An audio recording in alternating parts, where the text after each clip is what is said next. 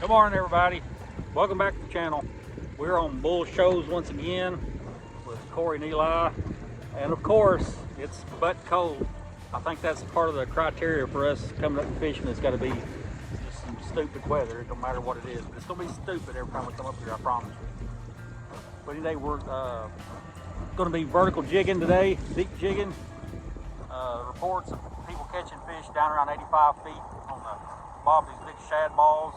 We're already seeing some shad. Eli's hunting right now, trying to find the I don't really know what's in his head.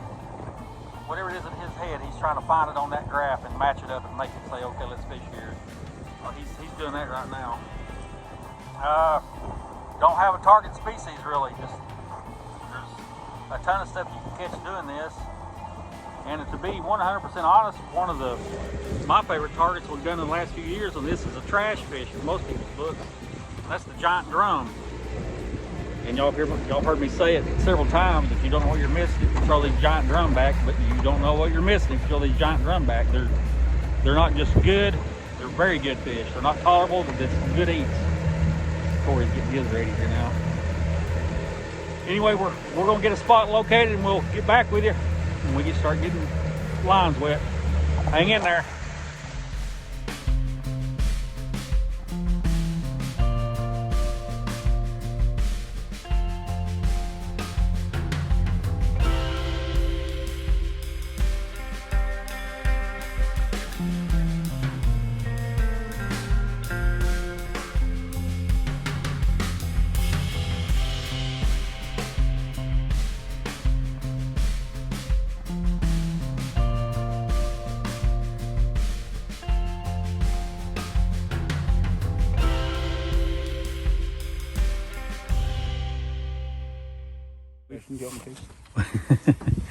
We finally found a ball of shad here, and there's a lot of people that kind of pursue this type of fishing, and it's really not that difficult. A little bit of equipment is required, but kind of talk us through your process, Eli, of what we're doing here. I mean, the first thing you got to remember is essentially the 3 F's: find, fish, first. So a lot of people just go out and start casting to try to find the fish, but utilize your electronics a little bit more to your advantage to find those fish first. What I'm looking for is, you can look at the map, and that brown line that goes through there, those are the creek channels. I just follow the creek channels because typically this time of year that's where most of your shad are going to congregate to. So get in the creek channel and just follow it around until you find. What we're looking at here is about where my thumb is, the line there, that's the bottom. And then anything up above that is either trees or shad. So you're just looking for big masses, big groups of shad on the graph. Then you start looking for other little individual streaks near those, and just get a bait down there with them and see what they are. You can kind of play around and fish for those a little bit, and if they don't play, pick up and go find some more shad. So it's gear-wise, what we're talking about, is this something that most people can do with the gear they've got already? Yeah, you can use just typical, not necessarily bass tackle, but just medium spin tackle. 6 to 10 to 12 pound test.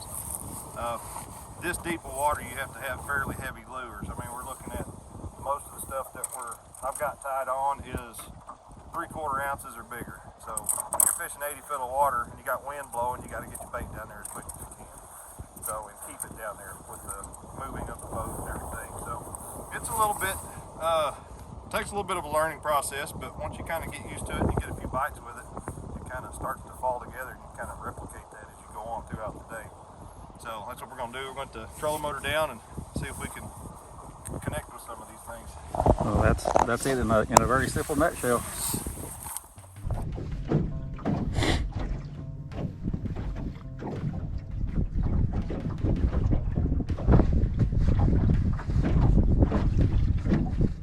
Eli's got fish on. Can I get the netty out? No. First fish of the day. There we go. Big old crappie. Look at them eyeballs bugged out. You boys back home, y'all's fishing 13 feet at the deepest right now. That one just came out, what, 50? Yeah. About where he was at. Look at the stinking shoulders on that dude. He's thick. That's a thick fish. Like I said, you never know what's gonna come up. First one in the box. We're sitting at 75. Our base is 50. That's pretty stinking cool. Let's do it again.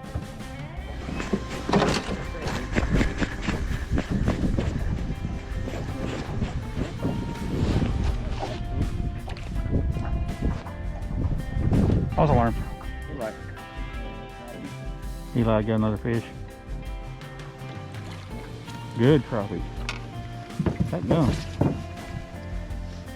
Really good crappie. I can have fish tacos. What are y'all having? Depends on how many more fish you catch. That was a good one. Nice. That's the Blue Mountain Lake boys that say the crappie up here don't get very big. That was a solid 13-inch crappie right there. Was he pound and a quarter? Yeah. Good crappie. There's a tree down there and there's a bunch of them down there. We give up. We give up. We quit. Too cold. No, actually it wasn't that bad. Our hands and our feet are pretty cold right now. But the fish just they weren't turned on at all. Eli ended up catching 2 crappie. Eli had another fish on, got off, and Corey had one on, got off, and I never got a bite. I think they got 1 or 2 more pecks. That's about it. So slow fishing, but that's fishing. But it is what it is. But it was also fun. We was talking about earlier, we could have been sitting home on the couch and for sure not caught anything. So, yep. Here up here, boy. All right. Well, that was that. See y'all later.